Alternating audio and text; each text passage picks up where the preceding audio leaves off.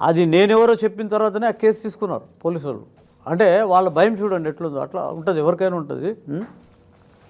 కాబట్టి ఇది కొంచెం నేను దీంట్లో కూడా ఈ హలాల్ అనేది సర్టిఫై ఉన్నది కదా, దాంట్లో మతలబేమో కనుక్కోవడానికి నేను కూడా కృషి చేస్తా. ఒకరోజు నెక్స్ట్ టైం ఒక డిబేట్లో దానికి కూడా ఆన్సర్ నేను చెప్పగలుగుతా. అంటే హలాల్ పైన చట్టపరంగా పోరాడగలుగుతాము మనం. పోరాడేదంటే ముందు మనకు బేసిక్ థింగ్స్ ఒక సూపర్లేటివ్ పవర్ ఎన్నుకున్నప్పుడు మనం ముందుకు వెళ్తాం. ఇప్పుడు మనకి ఎవరు సపోర్ట్ చేయరు.